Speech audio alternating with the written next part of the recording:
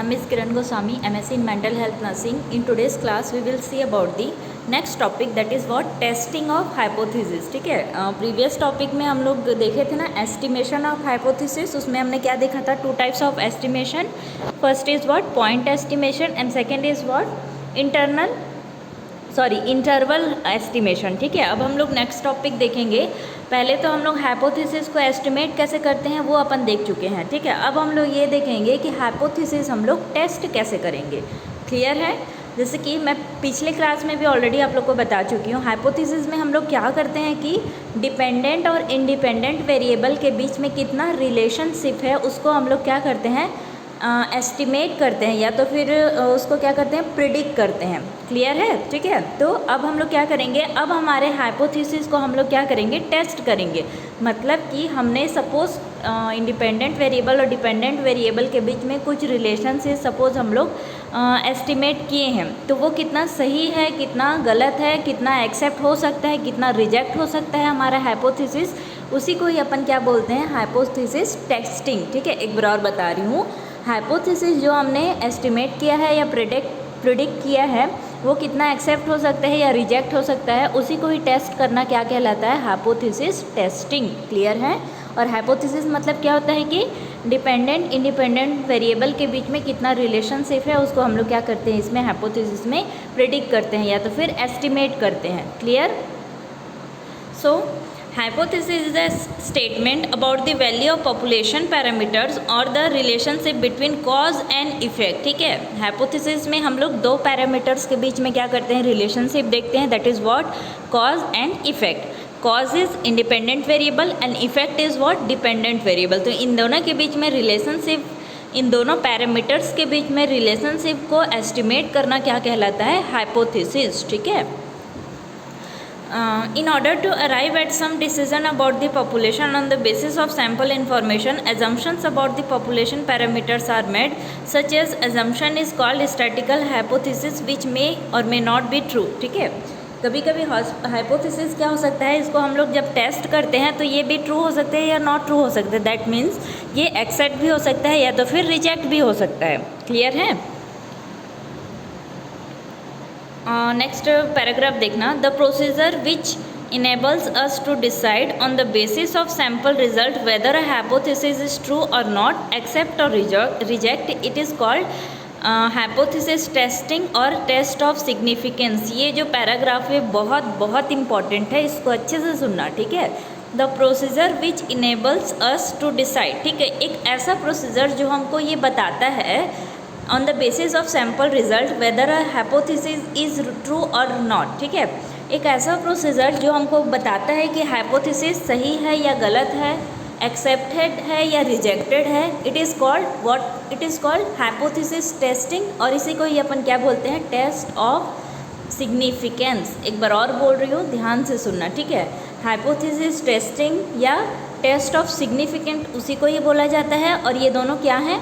जब भी हम किसी टेस्ट के थ्रू ये देखते हैं कि हमारा हाइपोथेसिस ट्रू है या फॉल्स है, एक्सेप्टेड है या रिजेक्टेड है, इसको जब हम लोग एस्टिमेट करते हैं या तो फिर कैलकुलेट करते हैं, तो यही टेस्ट करना क्या कहलाता है? हाइपोथेसिस टेस्टिंग और टेस्ट ऑफ सिग्निफिकेंस. ठीक है, इस वर्ड को अच्छे से माइंड पे रख लो. टेस्ट ऑफ सिग्निफिकेंट बहुत इंपॉर्टेंट वर्ड है. ठीक है, मे भी एग्ज़ाम में आ सकता है. ठीक है, टेस्ट ऑफ सिग्निफिकेंस क्या होता है? जब भी हम लोग हाइपोथेसिस को टेस्ट करते हैं कि वो ट्रू हो सकता है या फॉल्स हो सकता है, या वो एक्सेप्ट हो सकता है या रिजेक्ट हो सकता है, इसी को ही टेस्ट करना हमको क्या कहलाता है? हाइपोथेसिस टेस्टिंग या टेस्ट ऑफ सिग्निफिकेंस, इसी को ही बोला जाता है. ओके, देन नेक्स्ट अपन देखते हैं कुछ प्रोसीजर हैं हाइपोथेसिस टेस्ट करने के लिए. 2 स्टेप में है. फर्स्ट अपना क्या है step? Setting up of hypothesis. ठीक है, सबसे पहले हम लोग क्या करेंगे? हाइपोथेसिस टेस्ट करने के लिए हाइपोथेसिस को सेट करेंगे.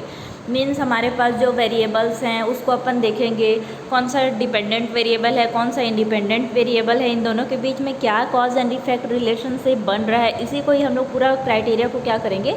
सेट करेंगे. That is what setting of hypothesis. ठीक है, In an attempt to arrive at the decision about the population on the basis of sample data, it is essential to make certain assumptions about the population parameters involved. ठीक है, वही जैसे कि मैं बताई, हमारे पास जितने भी population parameters involved हैं उसमें क्या cause है, क्या effect है, उन सारे चीज़ को हम लोग पहले क्या करेंगे, प्लान करेंगे, डिसाइड करेंगे. ठीक है.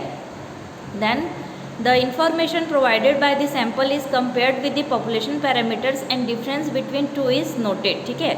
अब हम लोग क्या करेंगे, कौन सा कॉज है, कौन सा इफेक्ट है, इन दोनों के बीच में हम लोग क्या करेंगे, डिफरेंस देखेंगे कि हम मतलब सपोज कॉज और इफेक्ट को हम लोग क्या कर देंगे, अलग कर देंगे. दैट मीन्स हम लोग सेट करेंगे कि कौन सा इंडिपेंडेंट वेरिएबल है और हमारा कौन सा डिपेंडेंट वेरिएबल है. तो मोर ओवर अपन यही करेंगे सेटिंग अप हाइपोथेसिस में, अपन इंडिपेंडेंट वेरिएबल और डिपेंडेंट वेरिएबल को क्या करेंगे, सेपरेट करेंगे. तब जाके हम लोग को आगे पता चलेगा ना कि हमारा जो हाइपोथेसिस है वो एक्सेप्ट हो सकता है, रिजेक्ट हो सकता है, ट्रू हो सकता है या फॉल्स हो सकता है. क्लियर है. देन इसमें सेकंड इतना बस देखना. ठीक है. सेटिंग ऑफ हाइपोथेसिस में मैं जो एक्सप्लेन कर रही हूँ अगर उसको भी लिखना चाहो तो भी लिख सकते हो. ठीक है. अगर तुम लोग को यहाँ बुक का वर्डिंग समझ में नहीं आ रहा है तो मेरा एक्सप्लेनेशन वहाँ पे लिख सकते हो नोट्स में. ठीक है.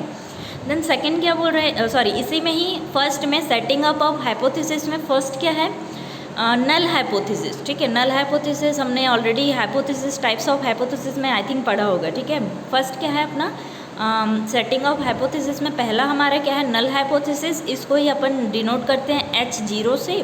और सेकंड हमारा क्या है, यहाँ पे देखो B है, अल्टरनेटिव हाइपोथेसिस. इसको हम लोग डिनोट करते हैं H1 से. क्लियर है. नल हाइपोथेसिस को हम लोग किससे डिनोट करते हैं, H0 से. ठीक है. और अल्टरनेटिव हाइपोथेसिस है उसको हम लोग किससे डिनोट करते हैं, H1 से. ओके. सो देखते हैं अपन. फर्स्ट A अपना है null hypothesis. The assumed value of a population parameters is the starting point and is also known as null hypothesis. ठीक है.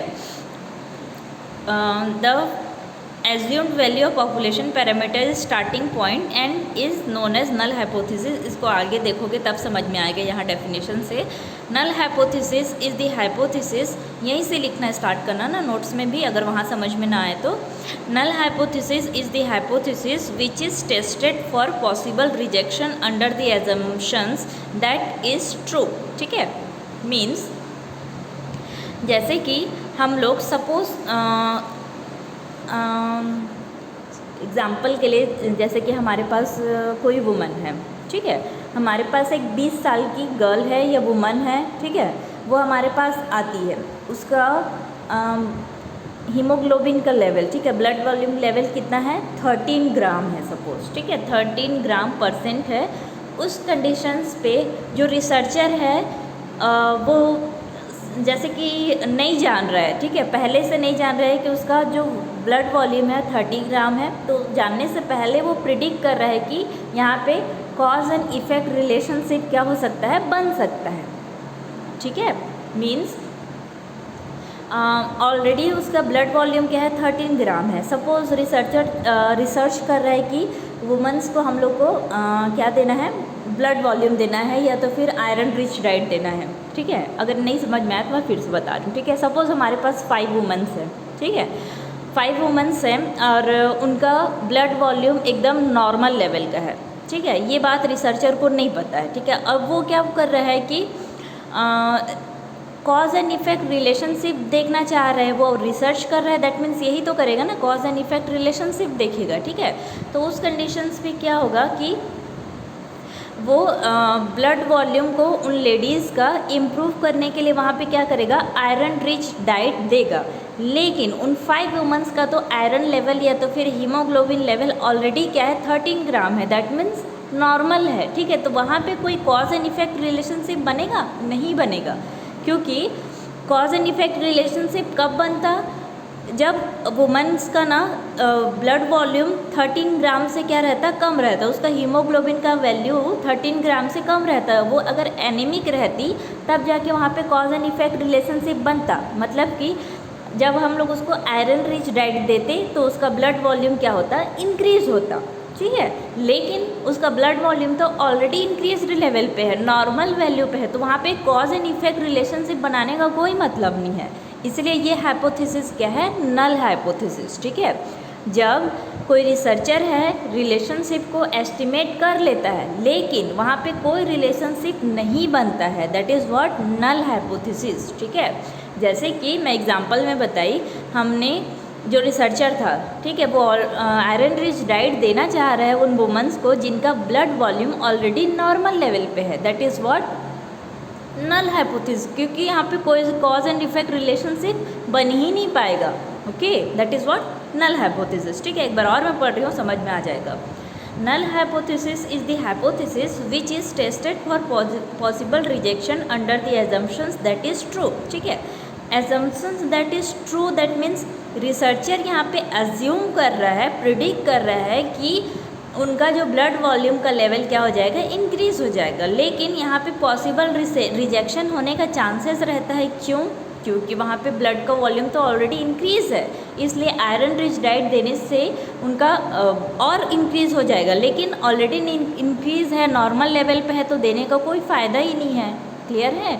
तो that is what null hypothesis, ठीक है। इसमें जो हमारा हाइपोथेसिस है वो रिजेक्ट होने का चांसेस ज़्यादा रहता है, और ठीक है, इसलिए पॉसिबल रिजेक्शन वहाँ पे लिखा गया, ठीक है। And the assumption that is true, ठीक है। और रिसर्चर पहले से एज्यूम करता है कि जब वो कोई टेस्ट करेगा या तो फिर कुछ जैसे कि वहाँ पे आयरन रिच डाइट दे रहा था, ठीक है, तो उससे उसका ब्लड वॉल्यूम क्या होगा, इंक्रीज़ हो जाएगा, लेकिन उसको ये नहीं पता है कि ऑलरेडी उनका ब्लड वॉल्यूम क्या है, नॉर्मल लेवल पे है, क्लियर है। यहाँ पे एग्जांपल वही चीज़ दिया हुआ है, HB% of the mother is to be tested. A null hypothesis can be said that HB% of mothers is 13 ग्राम, ठीक है। HB% हम लोग टेस्ट कर रहे हैं सपोज किन्हीं वुमेंस का, और ऑलरेडी उनका जब HB% 13 ग्राम है, दैट मीन्स नॉर्मल वैल्यू है, तो वहाँ पे कॉज एंड इफेक्ट रिलेशनशिप नहीं बन पाएगा, ठीक है। मीन्स आयरन रिच डाइट अपन देंगे तो उसका ब्लड वॉल्यूम इंक्रीज़ तो होगा, लेकिन ऑलरेडी वहाँ पे नॉर्मल वैल्यू हो तो इंक्रीज़ करने की ज़रूरत नहीं है, that is what null hypothesis, ठीक है। और सेकेंड हमारा क्या है, अल्टरनेटिव हाइपोथेसिस, ठीक है। इसको मैं एक्सप्लेन करने से पहले ही बता दे रही हूँ दोनों में डिफरेंस। नल हाइपोथेसिस में क्या था कि वहाँ पे जो वैल्यू था वो ऑलरेडी नॉर्मल था, लेकिन अल्टरनेटिव हाइपोथेसिस में ऐसा नहीं होगा, वहाँ पे जो वुमेन्स का ब्लड वैल्यू लेवल रहेगा वो क्या रहेगा, डिक्रीज़ होगा, ठीक है, डिक्रीज़ होगा। तब जाके हम लोग क्या करेंगे, उसको आयरन रिच डाइट देंगे ना, जिससे उसका ब्लड हीमोग्लोबिन लेवल क्या होगा, इंक्रीज़ होगा, क्लियर है। दैट मीन्स अल्टरनेटिव हाइपोथेसिस में कॉज एंड इफेक्ट रिलेशनशिप क्या होगा, बनता है, क्लियर। जैसे कि सपोज़ सीमा मैडम ने कल आपको क्या पढ़ाया, लेबर का टॉपिक पढ़ाया, एग्जाम्पल के लिए मैं बता रही हूँ, ठीक है, सपोज़ करना, ठीक है। सीमा मैडम ने मंडे को क्या किया, लेबर का टॉपिक पढ़ाया, ठीक है। अब मेरे को नहीं पता है कि सीमा मैडम आप लोग को लेबर का टॉपिक पढ़ा चुकी है, ठीक है।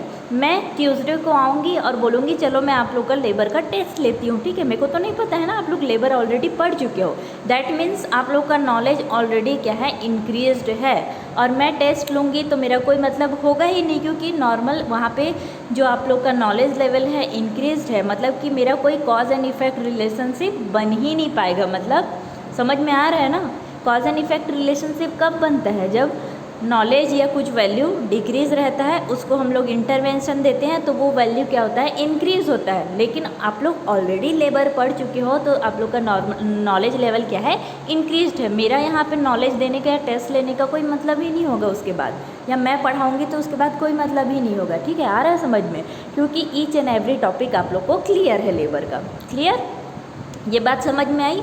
तो जहाँ पे कॉज एंड इफेक्ट रिलेशनशिप नहीं बन पाता, that is what null hypothesis, ठीक है। और जहाँ पे कॉज एंड इफेक्ट रिलेशनशिप बनता है, that is what alternative hypothesis, ठीक है। इसको हम लोग डिनोट करते हैं H1 से।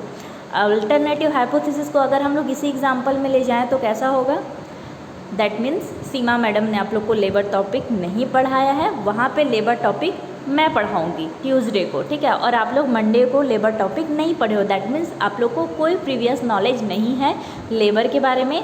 तो जब मैं ट्यूसडे को आप लोग को लेबर के बारे में पढ़ाऊँगी, दैट मीन्स आप लोग के पास ज़ीरो नॉलेज था, और मैं पढ़ाऊँगी उसके बाद आप लोग का नॉलेज क्या हो गया, इन्हेंस हुआ, क्लियर हुआ? That is what cause and effect relationship वहाँ पे स्टैब्लिश हुआ। क्लियर हुआ? ठीक है। नल हाइपोथेसिस में कोई cause and effect relationship establish नहीं होता है, इसलिए उसको बोला जाता है नल हाइपोथेसिस एंड इसको डिनोट किया जाता है H0 से। ठीक है। अल्टरनेटिव हाइपोथेसिस में कॉज एंड इफेक्ट रिलेशनशिप बनता है और इसको डिनोट किया जाता है H1 से। एग्जाम्पल आप लोग अपने से लिख सकते हो, ज़रूरी नहीं है कि मैं बताऊं वही लिखोगे। बहुत इफेक्टिव एग्जाम्पल्स आप लोग यहाँ पे सेट कर सकते हो। ठीक है। अब मैं इतने अच्छे से समझाई हूँ, कोई ये मत बोलना कि समझ में नहीं आया। समझ में नहीं आया तो बार बार वीडियो को प्ले करके देखना, रिवर्स करके देखना, टॉपिक क्लियर हो जाएंगे। ठीक है। देखो H1 हाइपोथेसिस में क्या लिखा हुआ है, any hypothesis which is not null hypothesis और hypothesis which is differ from the null hypothesis is known as alternative hypothesis. ठीक है। ऐसा हाइपोथेसिस जो नल हाइपोथेसिस से डिफरेंस रहता है या दूसरा रहता है या अल्टरनेट रहता है, उसको हम लोग क्या बोलते हैं, अल्टरनेटिव हाइपोथेसिस। ठीक है। इसमें क्या होता है, it is denoted by H1। Alternative hypothesis is any admissible hypothesis alternative to the one under test. It is a hypothesis of significant difference between the sample status and population parameter. It is also known as research hypothesis because alternative hypothesis is subject of the research. ठीक है। आप लोग research hypothesis, जब hypothesis का types पढ़ रहे थे तो उसमें भी था ना, रिसर्च हाइपोथेसिस में क्या था, cause and effect relationship establish हो रहा था। खोल कर देख लेना एक बार। ठीक है। हाइपोथेसिस का जो टाइप्स है उसमें एक बार ओपन करके देख लेना, वहाँ पे कॉज एंड इफेक्ट रिलेशनशिप क्या हो रहा था, स्टैब्लिश हो रहा था। इसलिए अल्टरनेटिव हाइपोथेसिस को डिनोट करते हैं H1 से, और इसका दूसरा नाम कौन सा हाइपोथेसिस है, रिसर्च हाइपोथेसिस। ठीक है। तो जो मैं इंपॉर्टेंट पॉइंट्स आप लोग को एक्सप्लेन कर रही हूँ, अगर आप लोग को बुकिश लैंग्वेज समझ में नहीं आ रहा है तो मेरा पॉइंट्स भी वहाँ पे लिख सकते हो। क्लियर है? ओके। नेक्स्ट जो अपना क्लास है ना, उसमें अपन देखेंगे second point, that is what, selecting level of significance. ठीक है। आज हमने कौन सा पॉइंट देखा, सेटिंग अप ऑफ हाइपोथेसिस। ठीक है। इसमें 2 टाइप्स ऑफ हाइपोथेसिस थे, first is the null hypothesis and second is what, alternative hypothesis. ठीक है।